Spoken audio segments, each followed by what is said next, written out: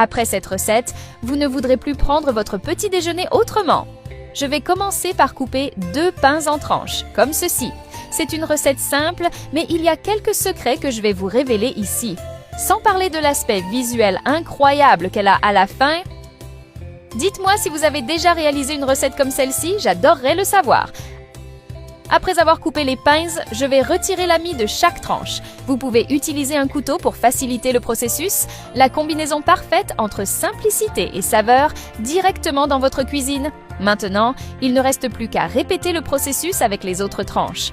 En quelques étapes, vous aurez un petit déjeuner digne d'être considéré comme l'un des meilleurs sur Internet. Dans une poêle, je vais ajouter 1 cuillère à soupe de beurre. Je mélange bien jusqu'à ce qu'il fonde complètement. D'ailleurs, dites-moi de quelle ville vous nous regardez, que je puisse vous envoyer un salut spécial. Aujourd'hui, mon salut va à Lucas Morel de Marseille. Je suis ravie que mes recettes vous plaisent. Une fois que le beurre est complètement fondu, je vais ajouter les tranches de pain dans la poêle. Je parie que vous trouvez cette préparation super facile. J'ai tout détaillé au maximum pour vous. Je vais maintenant ajouter 6 œufs, 1 par tranche de pain. J'adore cuisiner avec des œufs, je trouve que cela donne un goût unique. Regardez comme c'est déjà magnifique et attendez de voir une fois que ce sera prêt. Ce sera parfait. L'un des grands avantages de cette recette, c'est qu'elle se prépare rapidement avec très peu d'ingrédients.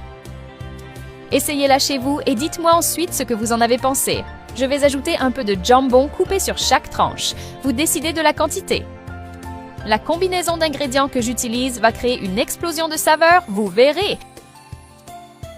Je vais ajouter de la mozzarella râpée sur chaque tranche, ici aussi.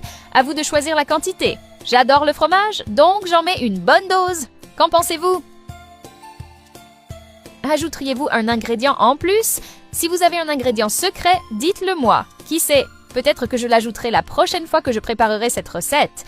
Je vais aussi ajouter 5 petites tranches de cheddar, 2 types de fromages différents. Ça va être incroyable. J'ai déjà envie de goûter à cette merveille.